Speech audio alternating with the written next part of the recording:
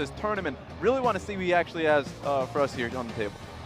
So now we'll have to see if this 5-man roster from SKT, starting with Blank in the jungle, Blossom not coming in for this first match, is going to be the roster that works for them at Rift Rivals into Champion Select for their first match of the tournament, and also Machi's last match in the group stages. Already played one today where they got taken down, now playing their second and final match for the LMS.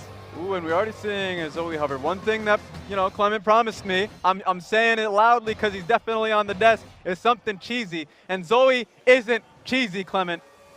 Oh my God, please get him off the desk. I don't know who you talk to, Raz. Zoe is pretty cheesy. That champion's sometimes very disgusting. No, I mean, yeah, Redemption. cheesy. Have you seen double redemption bottom lane? I've seen a redemption flying to the bottom lane from Scout.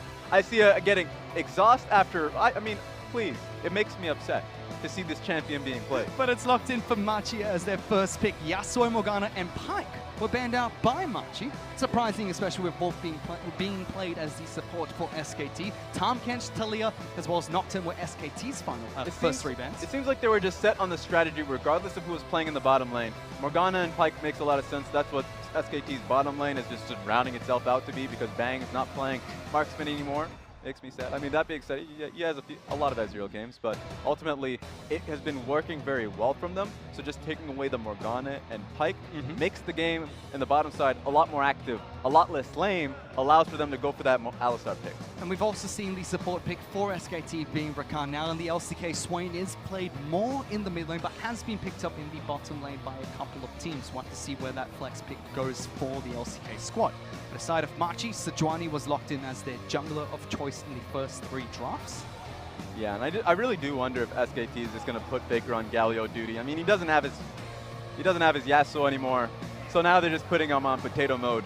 I'm okay with it. I mean, it just You're means okay with Faker, probably the best play we've seen in League of Legends, being put on potato mode? Let me expand, senor. I'm okay with it because we're going to be seeing action. We just got out of a game that was 1-1 between both teams. And a resident sleeper of a match. Hell yes, it was. And now we have Rakan, Galio. If they do not do something with the tools that they have available to themselves, I will be an upset Raz. I believe Ejim from the OPL was telling me that Galio and Rakan, when Galio was first reworked, was an unstoppable combination. So SKT are going to be able to use the crowd control that it provides, as well as that damage, that consistent damage that Swain has in the bottom lane position, most likely, to try and come out on top in team fights, taking away Heimerdinger as their first ban in the second ban phase, Trundle being banned out by Machi. Yeah, focusing on the bottom side of Machi. One thing that I want to, set in the back of people's head is that Machi, playing between Mission and Apex, Apex has an absurd kill participation rate. 91% for the mid laners in the LMS. Ooh. Insane. Number 1. Mission follows behind that number 3 with the little games that he's played at 83%. And you're like, that's actually ridiculously high. Just shows that no matter who comes in and slots into the position, that they just play around the mid lane. So the mid lane is going to be a primary focus. If Zoe gets ahead, Alistar and Sejuani are going to be converging on that lane, or if she ends up leaving. Yeah, Crash, when he went to the World Championships last year, was talking about how he didn't like playing these champions like Sejuani. When he was playing on 1907 for Fenerbahce, he kept saying that he wants to play Crash style, he wants to play the Nidalee, wants to be aggressive. Same thing happened when we saw him on Vici. He wanted to play these aggressive champions, but keeps being put on these tanks. Potentially is because they're funneling into their mid lane players? Yeah, it just seems like whenever he finds himself on a team, the team's not around him. Of course, he's being slotted into the teams a lot of the time. So I grew up, or at least I watched a lot of Vici's game when they were playing in the LSPL. Back in 1998 when I was watching the LSPL. Oh yeah, I was watching with my Super Nintendo and seeing him play up his Lee Sin games. He was a phenomenal player, and you could see him really wilding out. Problem is, he's had to learn how to play the slower games, and especially on Machi, where he has to take a backseat, work with Dreamer a lot more, because he's honestly dying so many times warding on a solo mission, so he needs to learn how to play the macro style. Yeah, all you people on Twitch and YouTube have these fantastic platforms to watch League of Legends from. Raz and I, we had to listen to it on the radio. That's what it was like back then watching these teams Yeah, play. below the cassette so we can watch the League of Legends. The final bands coming up, we're going to be Kled from SKT, as well as Aatrox being taken away by Machi. Darius locked in for Machi, hovering over the Mordekaiser as well. Please. There's your cheese. You wanted some good, Araz? It's right there. I mean, it's not Mission playing it, so Clement is not off the hook. Doesn't matter. I still love what I see from Machi's bottom side. So when we were seeing a lot more mages and bruises on the bottom side of the map, the one lane that I clung onto that was super fun to watch was Mordekaiser and Alistar, because melee bottom laners had such a difficulty in terms of engaging. Right now it's Rakan, Xayah. How does Rakan actually engage in this lane, knowing that every single time he gets popped up, Mordekaiser just sends the mace hammering down? Ooh, going to be a lot of damage coming out from Machi's bottom lane. We already mentioned their last match here in the group stages of Rift Rivals. SKT's first showing here. They'll have another match to be played tomorrow. They're picking up the Lovers lane and the bottom lane of Xayah Rakan, while sending Swain to the top side of the map against this Darius. Oh, okay, there we go. So primarily Thal getting a lot of the, I would say, resources topside, hasn't been making quite a lot of use out of it in SKT. So what I would love to see, what's going to happen, because there's a Rakan Xayah in the bottom lane with Galio with Emil, go towards the bottom lane, leave the Swain out of it. If he has teleport, then he can come in flying in. That's fantastic to see. But it seems like SKT coming into this, focus is on point. Get Bang ahead. Make Faker be the secondary carry in this one. And we can see if SKT, how they end up winning this. So that's who you think they're going to focus around, because they've got that Galio-Rakan combo to lock down multiple members. Are we looking towards Bang to be the main character? Because you also said that they're putting a lot of resources towards Thal as well. Yeah, and we've seen quite a bit of Aatroxes and Trundles, and a lot of it is just that the SKT has always tried to build up their top laners. Thal has always wanted to play carry top. The problem is that competition on the top side of the map in the LCK is super strong, and Thal has just been performing poorly in the LCK. So that's just been not working out well for him. He's got to be playing up. Sure, you can play your Swains, but don't play a low econ mode. And he's up against his former teammate, Raz. Crash used to camp the top lane for him there back we when go. they were playing on Red Bulls in the EUCS. Now they're going to be facing off against one another, not only on different teams, but different regions as well. Yeah, if I remember this one properly, that it was actually Mujin that was on that one, if I remember it properly. We'll have to roll the tapes on that one. But I love hearing that point, because the Sejuani being picked up for Crash, I would love to see which lane he ends up focusing. If he can go towards the mid lane on Zoe, or actually just make Crash, Thal's life a living hell, that would be excellent. If he can make his life a living hell, that would be fantastic. I'd be happy. It was Mujin looking at the complete wrong page here, so I'm throwing that away. That page is now off. Crumple it up in front of my eyes. I want to see it. Well, you have a lot of important information. Gone. Don't do But it! It's crumpled now, Raz. So I didn't want you doing it. Gone. Unfortunately, we're not getting into the match just yet. Hopefully, we'll be able to resolve the technical difficulties that they are having, be able to get into this 5th game of the day. So it allows you to take a step back and really look at the compositions. For me, SKTs is something that I love seeing.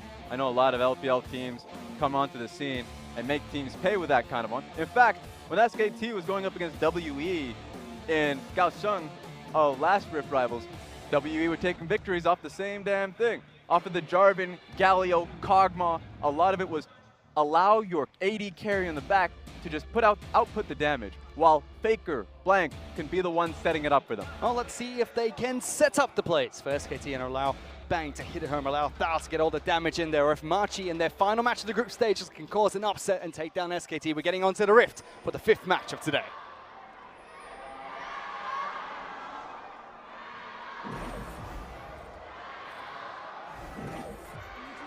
That's right, even Faker gets those Jiaoyos. 5 matches in, the crowd still giving chance for both Machi as well as SKT going into the 5th match. We're going to have to see how this game starts out. But so far, both teams just spreading across the river as fanning out, checking if anyone's going in for any of the early or late invades. And a fun fact about Machi, Raz. Hit me. This team has fielded the oldest competitive player in League of Legends history. Oh no, tell me, who is it?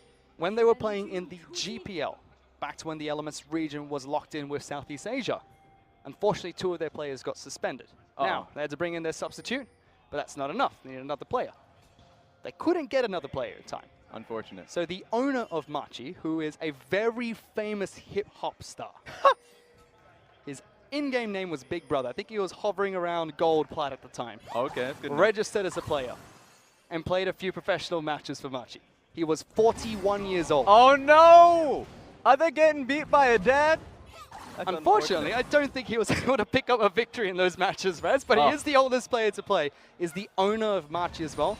In fact, being co-owned by Civ HD now, which a lot of people from the Western audience would know. Oh, damn. Well, you know what? I hope he doesn't make a highlight reel play. Hopefully Big Brother doesn't come back for Rift Rivals, because they're looking to try and take down SKT, but an early gank coming out from Blank. Yeah, if this is going to be on Civ HD's highlight reel, I'll be pretty upset, because 3Z's about to get it.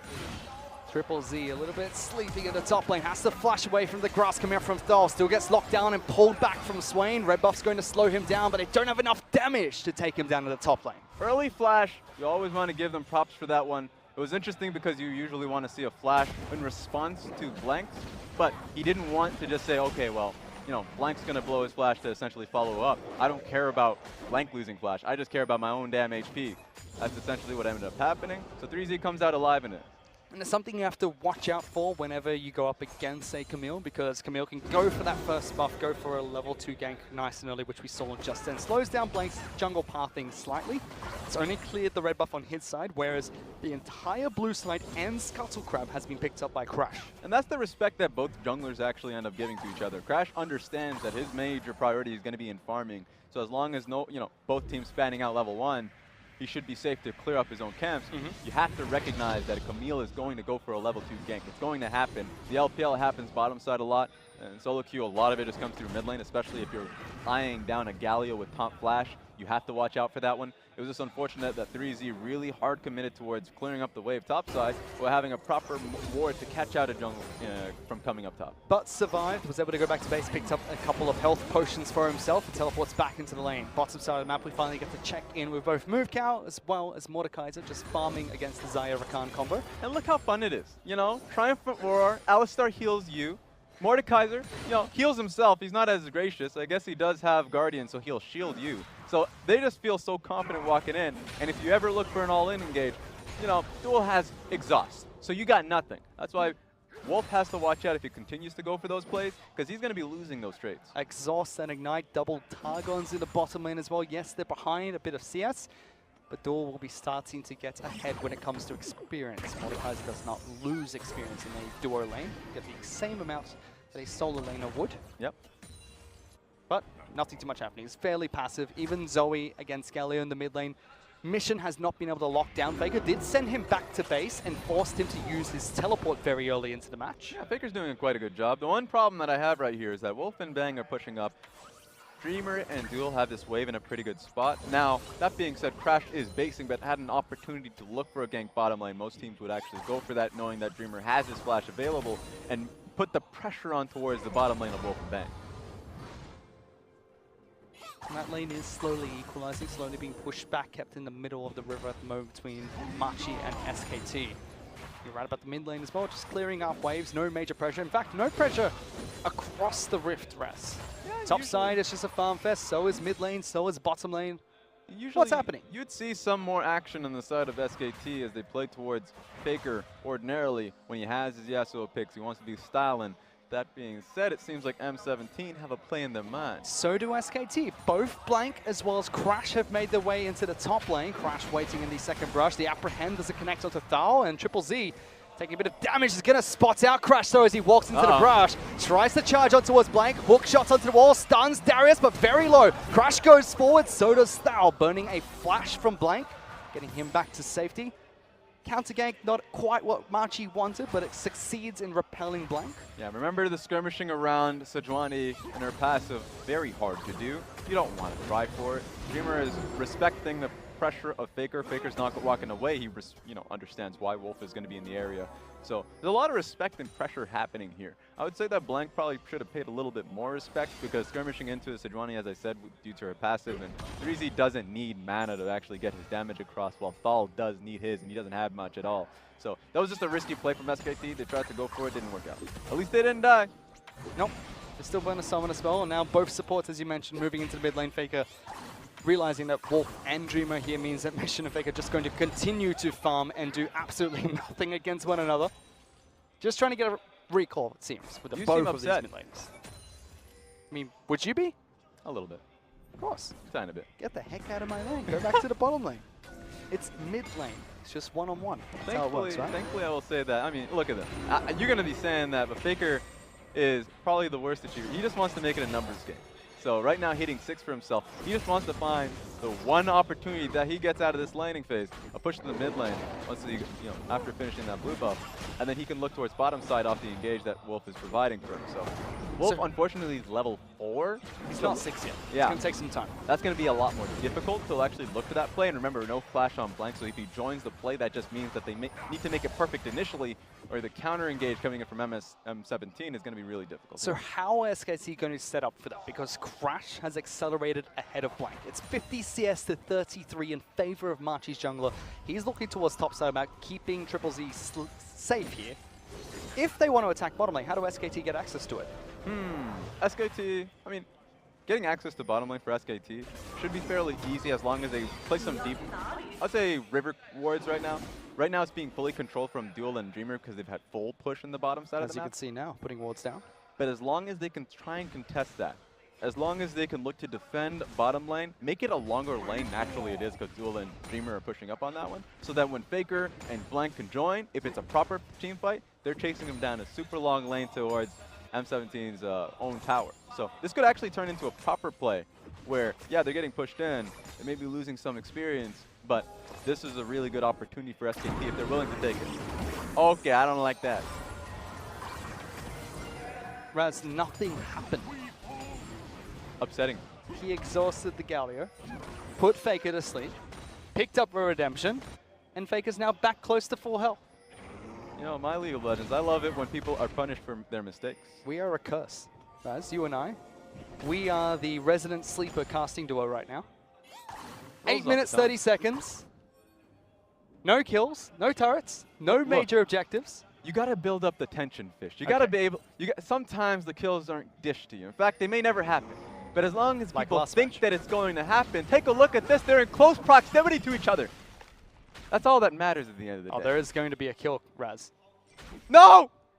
Run. So he's alive. He just dives. He dives into the river. He acknowledges that you asserted dominance, and now that he has to help you, provide vision. Is that what happened? He doesn't die. Scuttle Crab never dies. Okay. He just belongs to the rift. I'm willing to believe that. But that's the only kill we've seen so far. It's been a very slow match.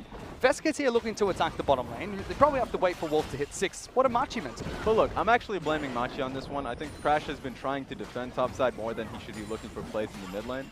A lot of the times, he has the key to the city right now. You know, the fact that he was able to hit 6 so easily without Blank really finding any lead in the top side of the map, he shouldn't be top lane. That just shouldn't be happening unless the mission has a freedom there. Go mid first, then move to the next lane. I don't care what lane it is, as long as you make it a 3v1 dive in the top side of the map, or on the bottom side of the map, you can make it a 4v5. I don't really care. But he's not going for the first step. In fact, the mission is only pushing mid, and that's what happens. As long as you can tag team, great. But right now, it's a solo mission from Crash.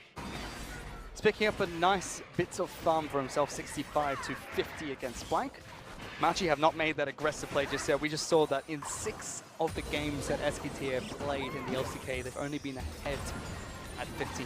Only 6 times. In fact, they're currently sitting technically 8th on the table, 3 and 5 in score. I'm gracious, man. I'll give him 7. Machi's not having a good split either. They're currently 0 and 3 in the LMS. But SKT coming into this one are favorites. Yeah, of course. Yeah, of course. And the reason why a lot of the times they don't end up getting these leads, I mean, if you feel like you have that Faker insurance in the back pocket, you play towards it. This time around, they're playing towards Bang. Bang, an exceptional carry historically. We'll see if it ends up coming across. That being said, we got ourselves a pet dragon. Feels like a time for SKT to attack there, right? As dragon's been taken, but Machi, good control over the river, got good wards down. SKT didn't know till it's too late. Now they've got a dragon for themselves, and Door's going to walk it down the bottom lane to continue adding pressure onto Bang as well as Wolf. And had they had the vision of their understanding that that was a play that was being made, it would have been working out well for themselves. Blank is in the position to respond, but remember Galio's pinned underneath his own tower. Zoe's coming here.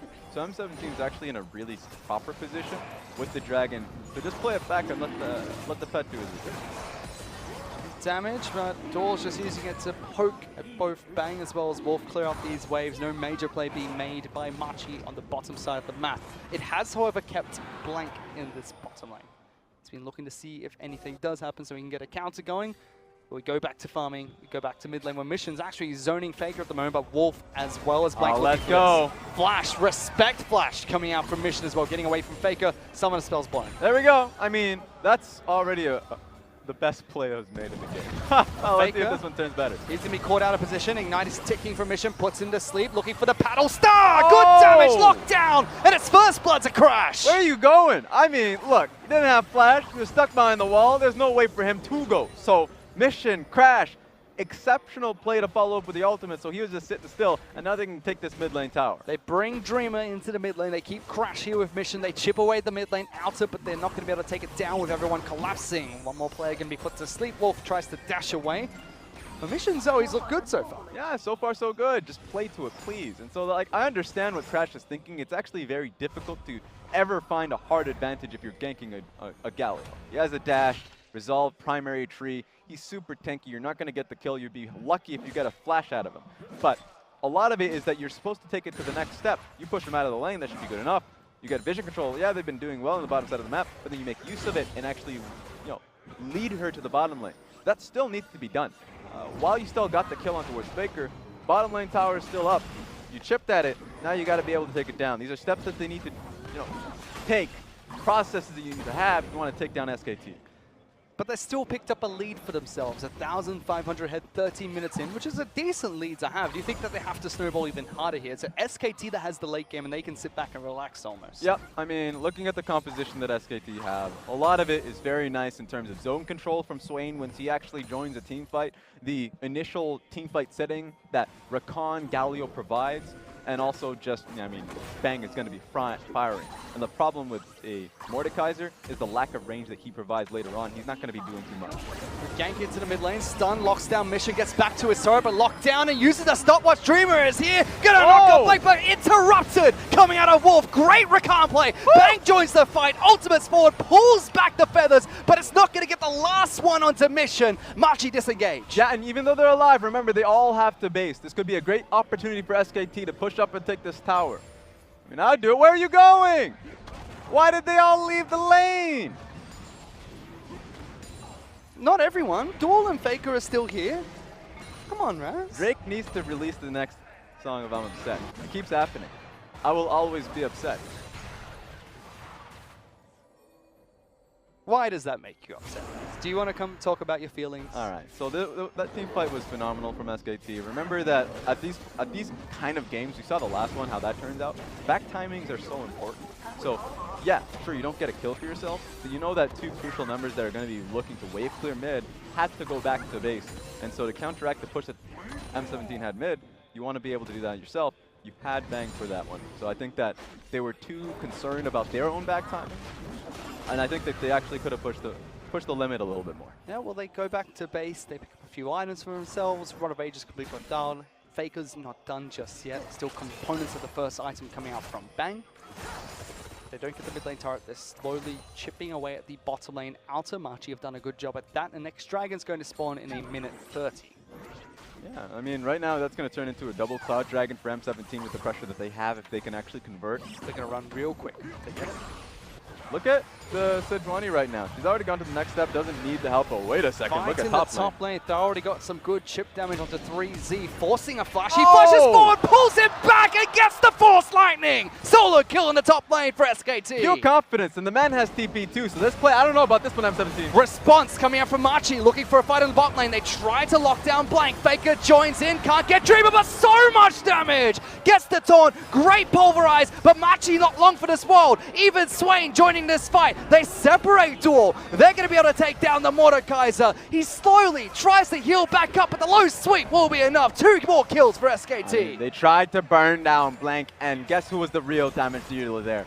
Bang was going straight through them, and ultimately, SK team coming out ahead. They don't even need the TP from Thal. Thal was just not really needed in the situation at all. And it just going to mean that SKT is finally going to get this tower. Really poor teamfight timing coming out of M17. I actually saw no opportunity for them to actually come out ahead in that one.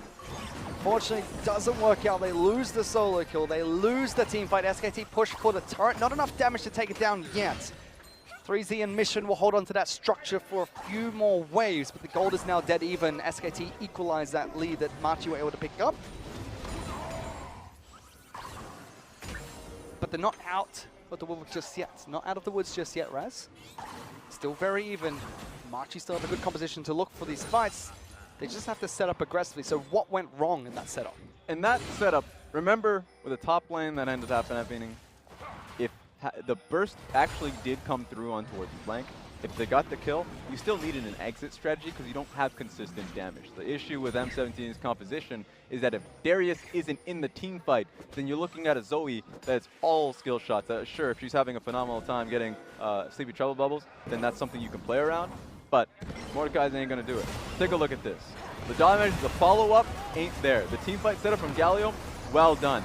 Zoe, sure, she got some deeps on towards Wolf, but from that point forward, you're getting full damage from the Xayah pick, and it just doesn't make too much sense on the side of M17. You have to play around your comp. The primary damage dealer is going to be Zoe if she gets a pick, or the Darius if he's going from front to back. Bang's having a great time in Spore. If the only range champion that Machi are going to pick up is Zoe, it means that 4 melee champions are going to be in range for that Xayah. I can't find the word. Penetrating auto attack that goes through multiple melee champions. During that replay, Machi able to pick up another dragon. That Dragon Boy looking for a turret in the bottom lane. There we go. Could be the first turret. SKT might have lost out on the push in the mid lane, and Machi will break first structure. Yeah, but now I actually favor this from SKT because, yeah, sure, you lose the bottom lane tower and you might have to still defend if the wave is coming in through. But the Rift Herald means that you can look to make a play off of it. Because a lot of times people will say, oh, you know, Rift Herald turns into one tower, maybe you just a little bit more. But with the composition that they have, they can actually commit around the Rift Herald with the composition with the Galio Rakan dive. So I want to see if this setup around blue side jungle, if they have deep enough control wards so they can hide Wolf, if they can like hide Blank's flank as well. So there's a lot of opportunities you have here. There are. But we get a chance to look in at the items that have been picked up by multiple teams. Because yes, SKT can look to setups with the Rift Herald, but Blank's going back to base. They're pushing him in waves. Everyone's recalling to pick up items here and there. Rod of Ages is stacking for both of the AP carries of SKT.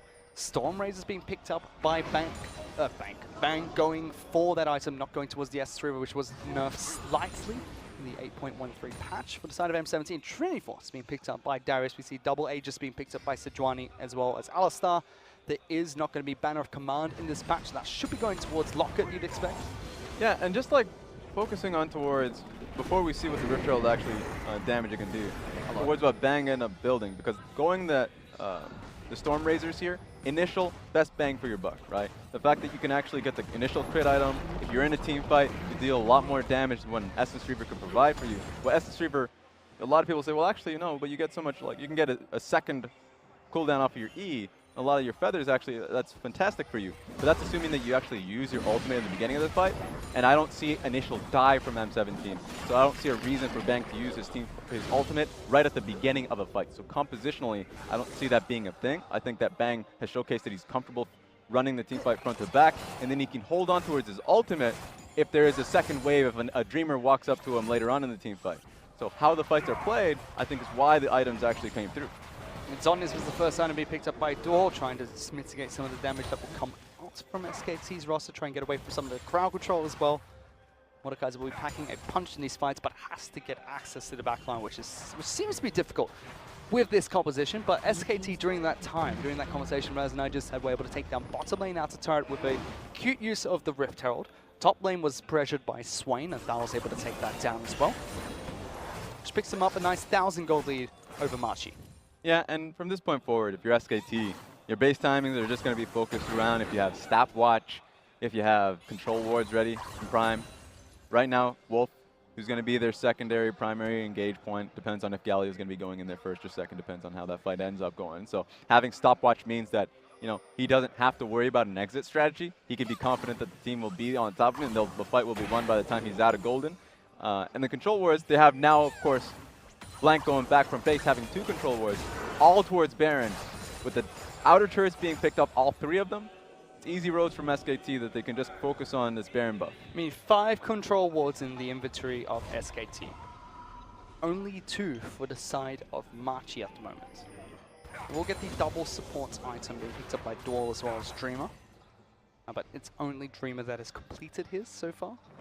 And the one comeback mechanic you'd have from M17, like even though they're not building the control wards, at this point the control ward should really only be focused on their own side jungle.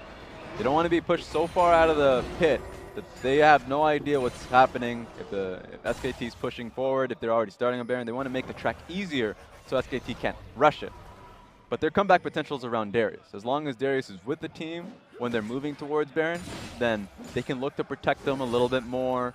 Mission could try zoning, probably getting proper poke off. But if the first ultimate comes down from 3Z, then that's something that's a lot of free damage that Darius can deal in the fight. So watch out for how the team fights are played, and if 3Z's in the fight and is protected.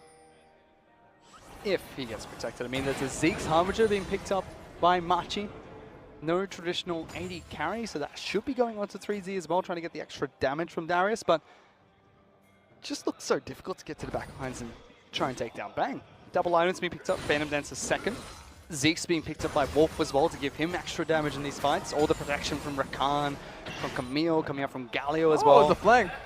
Looking for a fight. Machi going to collapse on towards Swain. He pops to the Demonic Ascension, and Galio's going to jump in, giving the damage reduction. Getting the double knock-up as well. Looking for the taunt on the front line of Machi, slowly taking damage. Wolf going to escalate the fight, dive into the back lines as SKT get the first kill. Going for Mordekaiser next. The death ball is piling on through. 3Z trying to join the fight as well, but forced to flash away. SKT will settle for the single pick and move back towards objectives. And they didn't even need Bang for that one. It was a slim corridor, but there was no way for any bleed procs to come through.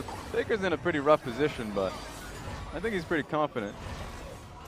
He just wants to go home. He should just walk back with the team. You know, if I'm Zoe, I'd just throw more sleepy trouble. It's all good. Does get back to base. There was a control ward there for him. And SKT with that pick onto Crash are going to start up the Infernal Dragon. No smite available for Machi unless Zoe is able to pick up one. The feathers will be enough from Bang. The smite is there from Camille. SKT take the Infernal Elemental Dragon. Very least, Machi's not losing everything. They're trading. They Still can get this mid lane tower. So it makes it easier for them to defend the eventual Baron wards that get placed down. If Baron, or at least if SKT's in a position where they have the wards placed around Baron, playing around it, then you can push an extra wave. You can threaten the inner tower. Just depends now what Machi have to do, because it has to be reactive. But isn't it okay for SKT to play that way? Isn't it okay for them to take it to the late game? Because they do have the AD carry. Machi are very melee based and not too many ways to get into the back lines. If they can sit back and scale, it should work out well for them. Yes, but remember how unpredictable Zoe can be as a champion. True. Like, saying that, yeah, the front to back, if the structure's proper, if the discipline is there from SKT, it'll work out at the end of the day. But you never know what happens if a Sleepy Trouble Bubble picks off Wolf or Bang in that instance. Yeah, you don't have real frontliners on this team on the side of SKT, so when damage gets built up, it's going to be unfortunate. Suddenly it's bedtime at 3 o'clock in the afternoon. I know that's a normal day for you, Raz, but Zoe makes it true for other champions on the Rift. I wake up unreasonably early. In fact, I have like 4 or 5 hour sleep schedules. It's pretty bad. It's rough out there. I'm talking about, you know, other people. Actually, you sleep too often. I'm going to put that out there. I sleep too often? Hell yeah, you do. I have insomnia, Raz. I never sleep. Meanwhile, they're trying to lock down Blank. Good crowd control, bouncing him back and forth, jumps to the tree, and Wolf tries to save him. Great big shields of the Camille. Ultimate coming out from Mordekaiser, but they can't kill SKT's jungler. Instead, a double kill picked up by Faker. Trouble Bubble to disengage, and SKT turn around the pick. The quick follow-up is what matters. They think that they can get the kill on towards Blank. Immediately, Faker sets the field. So 3 kills down, I mean, that's rough life for Machi. Maybe they'll look to try and defend this. Looking for the fight. Thal's going to be the target to start things. Pops the stopwatch to stay alive a bit longer, but 3Z's looking for the dunk. Jumps in towards the Baron pit. Baron getting very low. No smite from Machi, but Faker decides to turn. Blank taking a lot of damage. So is Swain. 3Z can't heal up. Exhaust a little bit too late. Despite the blinking health bars from SKT, they still win another fight. Yeah, but you know what happens? At least Machi could say, we can fight for another day. Baron is still up. They lost a lot of members in that battle, and it's becoming one-sided, but you can see how desperate they are to defend this from happening. Can't get the Baron. SKT pick up a nice goal lead for themselves. Mission can't stop the recalls either. 4,000 is the lead that SKT have acquired. No Baron buff, but it's 8-1 in kills. Very dominant in LCK's favor. Let's take a look at this, Big One, because, of course, another engage on towards Blank. How many times does this have to happen before you realize that the team fight, the follow-up, is way too quick on the side of SKT? Door not opting to flash over the wall, not there in time to follow with all that crowd control. Layered not incredibly well by Machi either. Blank gets out safely. All the protection coming out, all the crowd control from SKT as well. Yeah, they're starting to realize, Machi's starting to realize the real, let's say, deficiency in their composition. The fact that, you know, it's nice to have a Mordekaiser for the laning phase. It's nice to have a Mordekaiser for the dragon pickups that you can have, but remember what you sacrifice in doing so. And so you have to really say, okay, I understand that our team fights are going to be harder, so even though Crash finds a proper pick, that means we have to get the kill. Like, it has to turn into something, but it's never turning into something. They don't expect how much damage they do. Is that all they sacrifice with the Mordekaiser pick? Just weaken team fights? And why is it going to be weaker for Machi?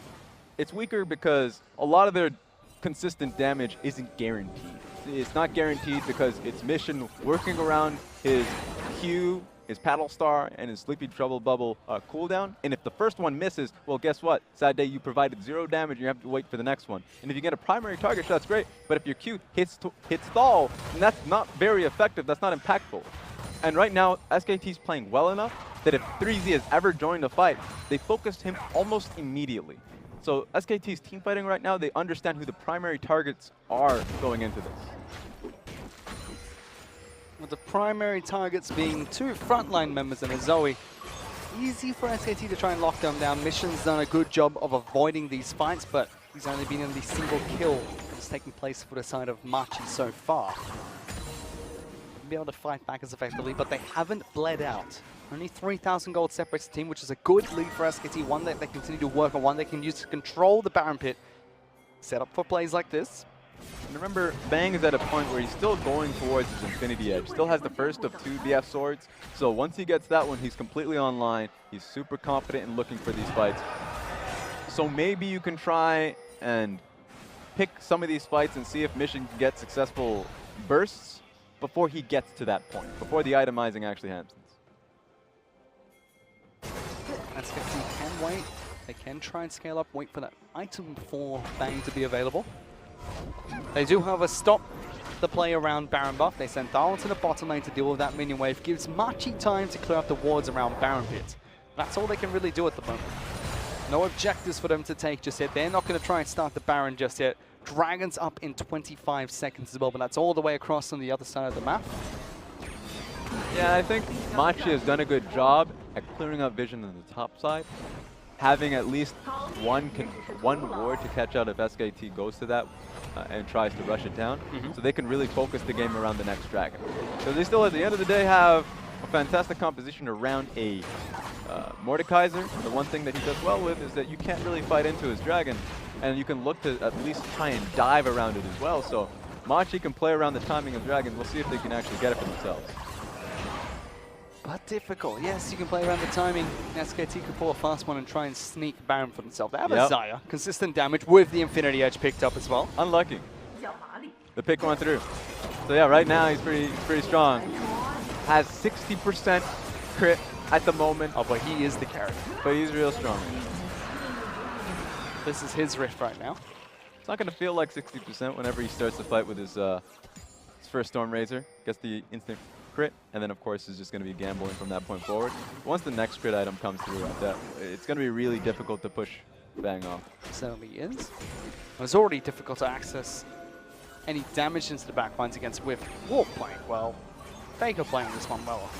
And he's even 3-1 and 4, has a Luden's Echo to go with his Zhonya's Hourglass, 10 stacks on his Dark Seal. Things not looking great for Machi at the moment. They're not out of the game just yet. SKT have done a good job of punishing them so far, and SKT were behind for a majority of the match. The early game didn't look too good.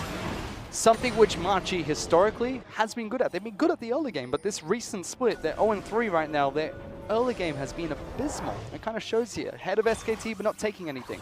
Yeah, and something that they could always go back on is the fact that they have some strong control mage players.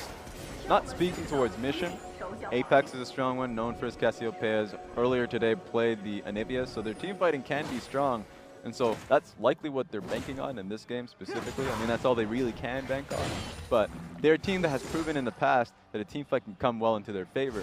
So that's why it's not lights out just yet. No, it's just very difficult. Especially with SKT's competition taking them late game.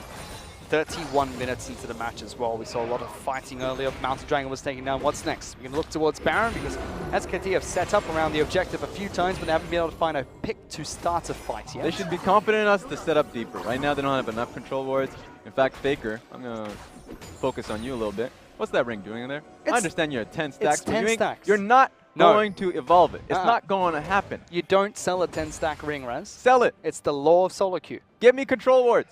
Upgrade to Magi's. What? Yes. I'll be upset if that happens. Why? He is a Galio. He's on a roll. He's feeling himself. Okay, maybe you know what? You know who's going to be feeling him a little bit with the back of his hand? Coma? Their coach.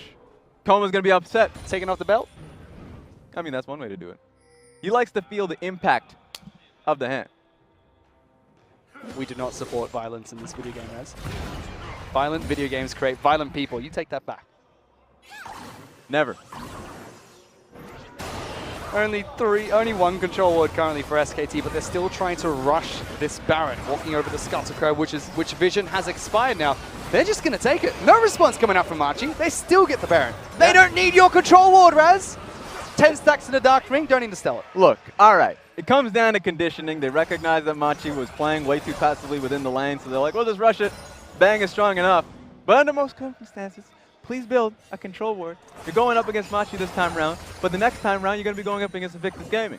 Don't listen to Raz, upgrade it to Magi Soul Stealer. So much damage, unlimited potential and power. Baron buff is snuck away by SKT. 3 minutes for them to work with it. Good item power spikes for Bane. Faker with 3 complete items and a few components. Good damage will come out from Mission here, or not? Guess he wasn't confident enough in that one. Yeah, I thought that Wolf will block that for the team. Just remember, if he commits to that, that's a Rakan that can engage right on top of him. That's probably something that he was afraid of at that instant. But SKT are attacking on 3 fronts. Thal in the bottom lane. They've got the duo bottom laners in the top lane being protected by Blank, who's shadowing that split push in the jungle. Even Faker pushing in the mid lane by himself. Baron buff doing some work for SKT, breaking open this game about 7,000 gold ahead of Machi now. Yeah, at this point, if you have Baron, the easiest call is to literally just send everyone in every lane. Galio ain't going to be pushed by nobody at this point. He has a way out at all times. And if you try and Bye-bye. relax. Oh, wait a second. There's still a fight topside of Matt. Wolf jumps in for the initiation, gets knocked back into the base, but that gives access to Faker! Come on, Aslam! Jumps in immediately, double stopwatch. Bang's not afraid of the backline, gets more kills, great damage. Treasy will try and get 1 kill for himself, but the feathers, they'll get ripped back once again. Machi get jumped on, double kill picked up. Faker gets 1 for himself as well. Only 1 member, Crash, left alive. Unbelievable. Faker was just taking a sip of tea back at base. Not only did he base, TP'd in, and then pressed ult, and then won the fight. Easy winnings for SKT. Bouncy Castle, happy fun time for SKT as Machi play their final game in groups and unfortunately do not pick up a win for the LMS team. SKT get a point on the scoreboard, pick one up for the LCK squad, will take down the Nexus and look strong in doing so. And it was a frustrating way to play. It was like as if you had Singed in every single role because every single time it was based off of Machi starting the fight.